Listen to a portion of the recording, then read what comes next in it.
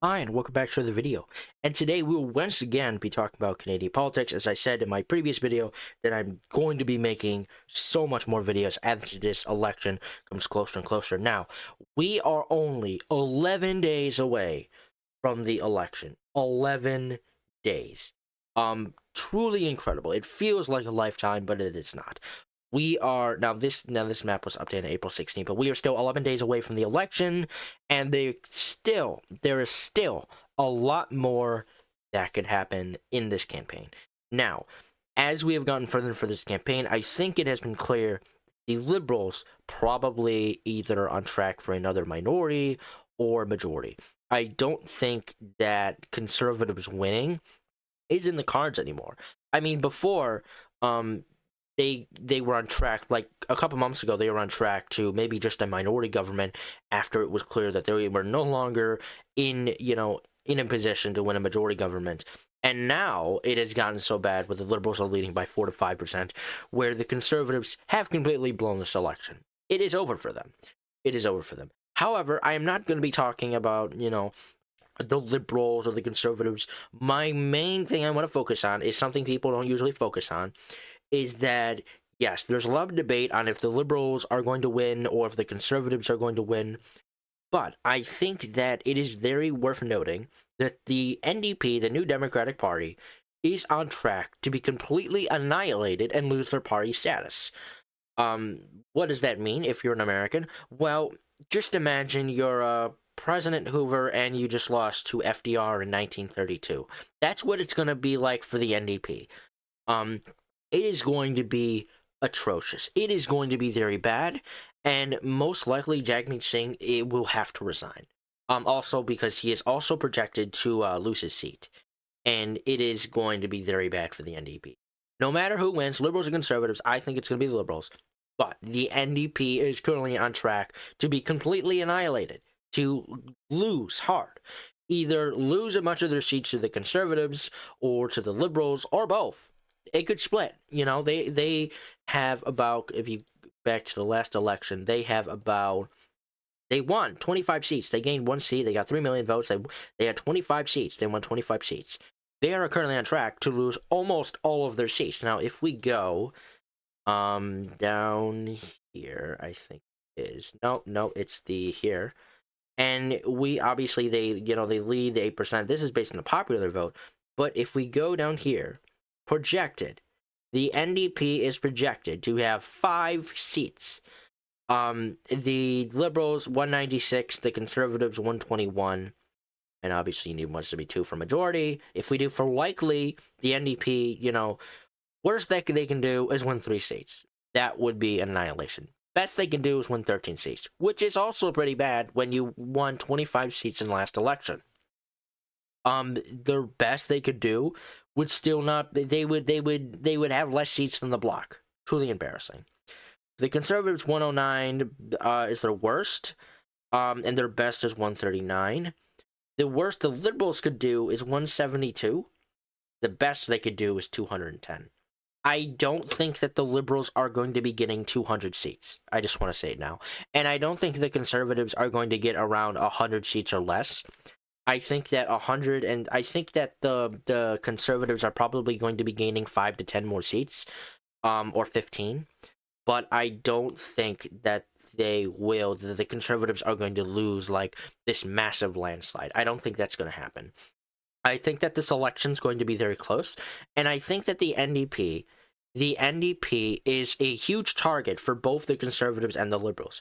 I think that the NDP is on track to lose their seats to both the Conservatives and the Liberals, and maybe the Bloc as well.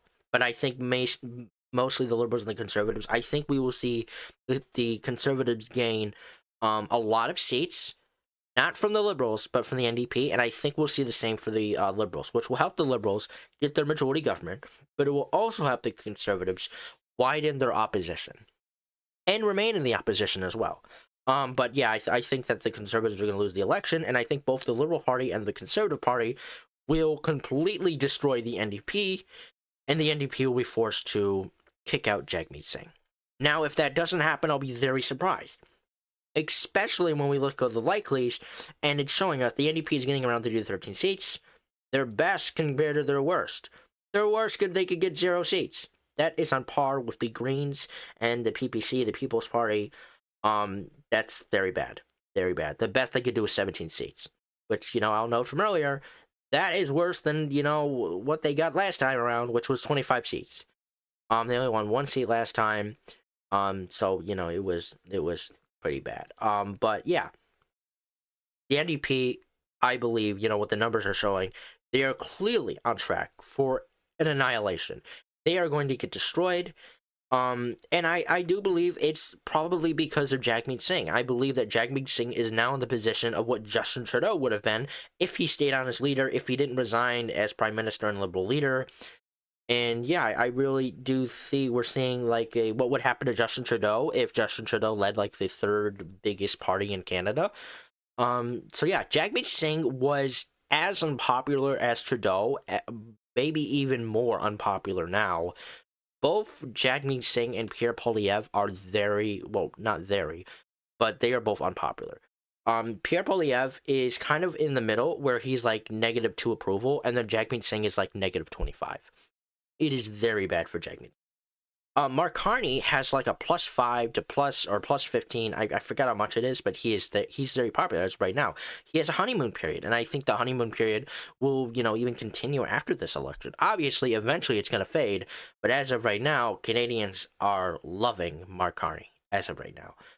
That's probably going to fade as it did for Justin Trudeau, as it did for other prime ministers. But as of right now, Mark Carney has his honeymoon period. He is clearly the best choice the Liberals had. The Liberals noticed that they elected him, and looks like that, the Liberals are probably on track to win this election.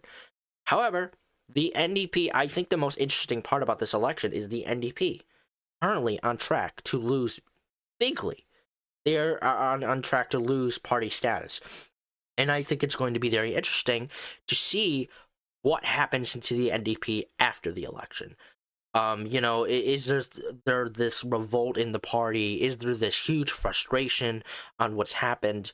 Do they change? What's going to happen? So I think that's going to be very interesting. Obviously, watching the election is going to be very fun, but I think what's going to be much more entertaining and much more interesting is what the parties do after.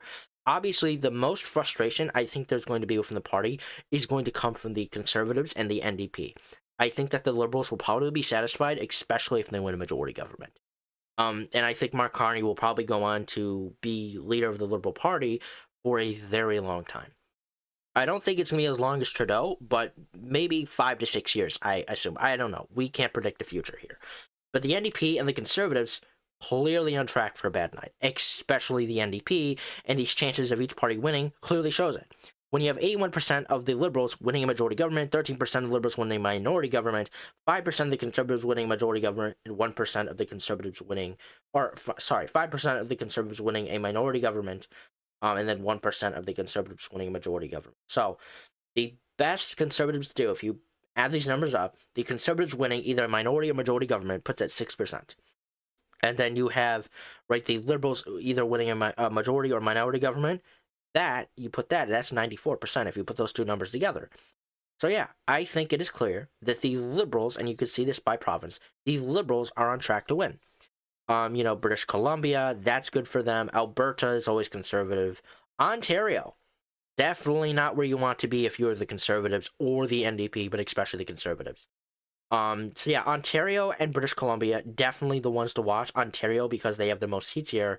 So yeah, and this is one of the reasons why I continue to say that I believe the Liberals are going to win and that they are the favorites. But the NDP currently on track to lose. As sure, they are mostly lead third in most of these provinces, but when you look at their best and worst chances, they are clearly to lose a lot of seats to the Conservatives and the Liberals. And if that were to happen, they are not just going to lose almost all their seats. They are going to lose party status, and they are probably going to have to look in the mirror and go through this big change where they have to say, okay, what now?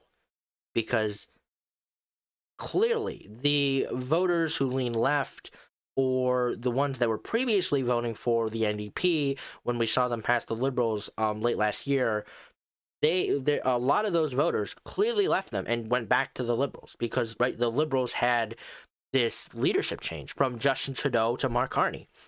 And I think while that was happening, if the NDP were smart, they should have done the same. They should have got rid of Jagmeet Singh, and they should have replaced him with somebody better. Because Jagmeet Singh has been NDP leader for way, way too long.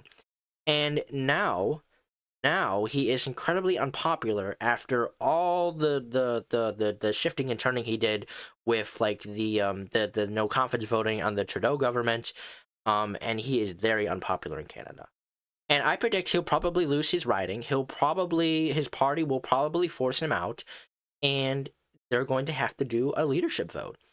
I think that the NDP and the Conservatives will both probably have a leadership vote within the same year because they're both probably going to perform very poorly, but especially the NDP because as you can see here with these what is this polling these are seat projections. With these seat projections, they are on track to do very bad. 1-3 in British Columbia. Alberta 1-2. That's mainly Conservatives though. Ontario 0-3. Best they could do is 3 in Ontario. Best the Conservatives can do is 44. Best the Liberals can do is 87. Atlantic Canada 0. Quebec 1. Where the leaders will also be debating earlier today. 3. 3, 2, So I think that the NDP are on track for probably a worse night than the Conservatives. As you can see, the Conservatives at 38%, NDP at 8%. So when we get to election night on April 28th, 2025, it will go probably very bad for the NDP, and their campaign is, headed towards that. But until then, we'll see. But anyways, that is the video for today. I hope you guys enjoyed watching. If you did, please like and subscribe, and I will see you all in the next video. Bye.